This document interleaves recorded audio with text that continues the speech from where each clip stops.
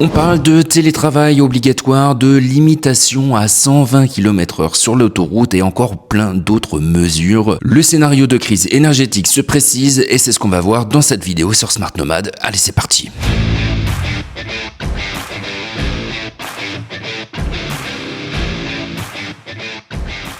Et ce n'est pas n'importe qui le dit, c'est même un rapport officiel. Alors dans cette vidéo, on va reparler de toutes ces mesures, voir si ça a un sens. On verra justement comment épargner, mais également comment investir et profiter de la croissance mondiale. Mais avant de rentrer dans le vif du sujet, je te parle un petit peu de moi. Je m'appelle Florian, ça fait plus de 20 ans que je suis parti m'expatrier.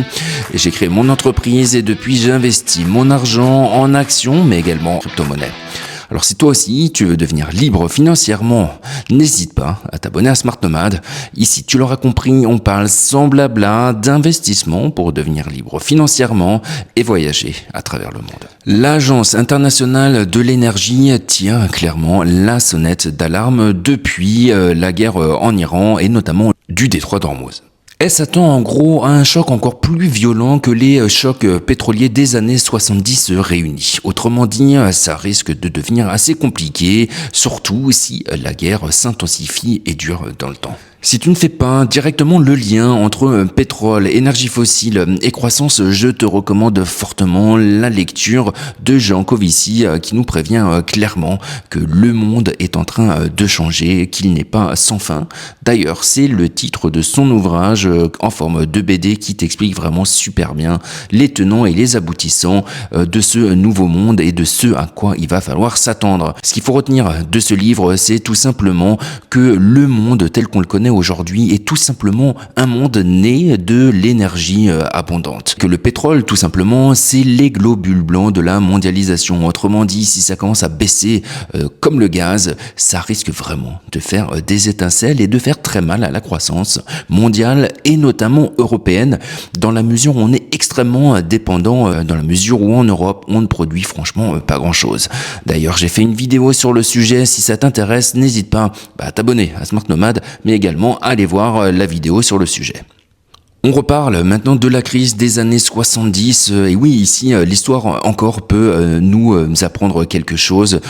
Alors, qu'est-ce qui s'est passé? Ça a franchement été une crise assez énorme. On va parler surtout des conséquences. Mais en gros, il y a eu une énorme inflation, mais également un rationnement, dans la mesure où tout n'était pas forcément disponible, mais également l'explosion du prix de l'énergie. Alors j'ai vu quelques articles aujourd'hui disant que les voitures électriques étaient en plein essor, qu'on en vendait depuis notamment la guerre en Iran, que les ventes augmentaient pour justement se protéger.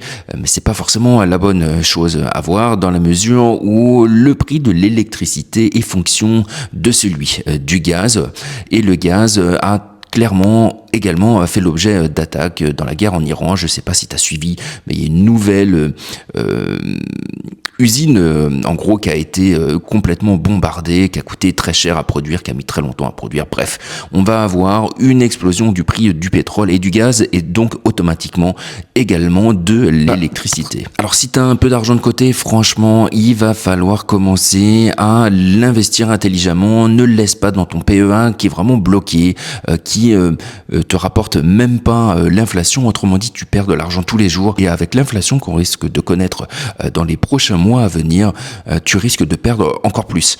Du coup, il faut pas avoir peur. Souvent, les mondes qui changent, c'est également la possibilité d'investir et de gagner de l'argent. Il suffit juste de le faire intelligemment et c'est pour ça qu'il y a Smart Nomad. Du coup, il faut vraiment investir. Si tu sais pas comment faire, j'ai mis en place un atelier pratique.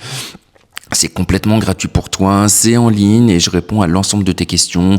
Quelle application tu vas pouvoir utiliser, comment faire pour investir intelligemment. Alors c'est pas un conseil en financement, mais je t'aide à utiliser les applications et surtout à faire les premiers pas et à mettre en place ton indépendance financière. Si tu veux, tu peux tout à fait utiliser Trade Republic. Franchement, c'est excellent sur le sujet. Tu peux acheter des actions ou encore des ETF. Tu vas pouvoir investir en DCA de manière automatique et en utilisant mon lien de parrainage, tu auras directement 10 € en actions. Pour ça, il suffit juste d'utiliser mon lien de parrainage qui est en bas en lien en description. Et si tu sais pas dans quoi investir, t'inquiète pas, Smart Nomad, c'est fait pour ça, donc abonne-toi, utilise l'atelier pratique et tu peux également me poser toutes les questions que tu veux en commentaire. Alors on va revenir rapidement sur les recommandations de l'Agence internationale de l'énergie, j'ai trouvé ça super intéressant. D'ailleurs elle parle notamment de télétravail obligatoire. Alors ici également sur Smart Nomad, comme son nom l'indique, je t'apprends à devenir indépendant financièrement et surtout être à ton compte et à pouvoir travailler à distance pour pouvoir voyager. Donc du coup là pareil, abonne-toi. Le télétravail franchement c'est juste génial. Une fois quand on a commencé, on a du mal à arrêter. C'est encore mieux si tu es à ton compte. Parce que t'es pas forcément obligé de travailler aux horaires de bureau imposés, t'es beaucoup plus libre, tu peux être beaucoup plus créatif. Mais bref, là-dessus, c'est plutôt pas mal et je suis franchement d'accord, le télétravail, c'est juste génial. Il propose également une vitesse limitée à 120 km/h sur les autoroutes, c'est les Allemands qui ne seront pas contents. Alors tu peux le faire, toi, tout seul, hein, t'as pas besoin de l'État pour te l'imposer. Si tu veux, tu prends juste ton temps, tu prévois une limitation à 120, tu te fixes personnellement et tu vas protéger ton portefeuille. Pour ça, franchement, t'as pas besoin de l'État. Mais et du coup, je trouve que c'est également une recommandation qui est plutôt intéressante. Alors, la question c'est de savoir s'il faut l'imposer ou pas. Là c'est pareil, si tu as ton avis, n'hésite pas à me le dire dans les commentaires, je serais super intéressé de connaître ton avis et de discuter sur le sujet. Il parle également de jets privés d'affaires cloués au sol. Donc là, c'est plutôt restreindre encore plus. Là, plutôt ceux qui ont de l'argent et leur dire que clairement, c'est pas possible. Donc l'idée, j'ai du mal à comprendre. C'est finalement s'ils ont l'argent, c'est leur. Pourquoi pas le dépenser. Ça va pas changer la vie quotidienne de tout un chacun, toi comme moi, qui prennent son jet privé ou pas, qui dépense plus ou pas. Il va consommer un peu plus, mais franchement, c'est pas ça qui va faire une énorme différence. Mais en gros, moi, ce que je retiens surtout de ça, c'est qu'il y a pas mal de mesures qui semblent être assez restrictives. Jean Covici, il l'a dit pas mal, je reviens encore là-dessus parce que c'est vraiment une référence sur le sujet. Donc vraiment, si ça t'intéresse, je t'invite fortement à aller voir soit ses vidéos qu'il peut faire sur YouTube, mais franchement à lire son livre. Et il pose souvent la question de savoir comment on va réglementer. Est-ce que ça doit être imposé par l'État? Est-ce que donc ça doit être assez autoritaire ou finalement on arrive également à faire changer la mentalité des gens?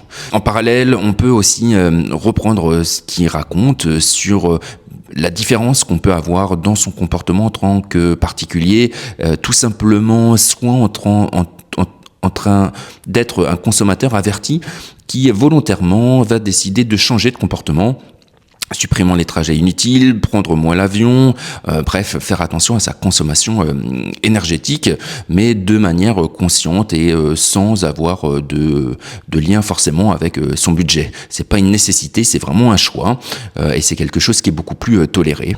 Mais il y a aussi la deuxième partie qui est là plutôt le fait de ne pas avoir le choix. Clairement, quand le prix de l'essence et le prix du litre à la pompe dépasse les 2 litres, les 2 euros, les 2,50 €, voire peut-être encore plus. C'est plus tellement une question de choix, mais c'est une question de budget. Clairement, à partir d'un certain prix, c'est juste plus possible. Et là, les efforts énergétiques sont beaucoup moins acceptés dans la mesure où on n'a pas le choix et on se sent juste abandonné. Par rapport à ça, il y a la France qui refuse catégoriquement de limiter le prix des taxes sur le prix de l'essence, qui fait valoir tout simplement le fait qu'on a une dette qui est abyssale et qu'on ne peut pas se le permettre. Il y a aussi l'idée derrière ça qui est de dire on ne veut pas mettre en place, favoriser un système finalement où il va falloir faire une transition énergétique et c'est donner un mauvais signal. Tout simplement que de descendre le prix de l'essence au lieu justement de changer un peu de comportement et de profiter d'être un peu contre le mur pour trouver des solutions. Et c'est vrai que de manière générale, c'est plutôt quand on n'a pas le choix qu'on devient créatif et qu'on arrive à se sortir d'une situation. Bon, franchement, les deux se comprend. Je veux pas en faire un sujet de polémique, mais encore une fois, tu peux me donner ton avis dans le sujet. Et ce qu'il faut comprendre ici en tant qu'investisseur, c'est que clairement, ça risque de devenir assez compliqué, surtout quand on est en Europe. En tant que consommateur, même si tu n'investis pas, va y avoir une inflation qui risque d'arriver et de clairement gréver ton budget. Mais également, si tu es investisseur, il va falloir réfléchir justement à où investir. S'il y a pas mal de pertes, pareil, abonne-toi, j'ai fait des vidéos sur le sujet, sur savoir quand vendre ou pas, mais globalement, il va falloir se diversifier et puis investir intelligemment. Et ce qu'il faut aussi surtout comprendre, c'est que cette crise, ce n'est pas juste une crise passagère, mais c'est vraiment un système qui est en train de changer, donc il va falloir vraiment changer de système et surtout comprendre qu'en Europe, c'est devenu assez compliqué. Donc autant investir via Trade Republic sur des ETF à l'étranger, dans le monde, dans le domaine de l'énergie, mais également sur la croissance asiatique et également en crypto-monnaie pour se protéger de l'inflation. Bref, si tu veux en savoir plus sur l'actualité géopolitique qui va impacter ton portefeuille, mais également sur savoir comment investir intelligemment, que ce soit en crypto-monnaie ou encore actions immobilier, abonne-toi à Smart Nomad. Cette vidéo est terminée. J'espère que tu l'as appréciée. N'hésite pas à la commenter, liker et partager. Pour ma part, je te dis à très bientôt pour une nouvelle vidéo. Allez, ciao.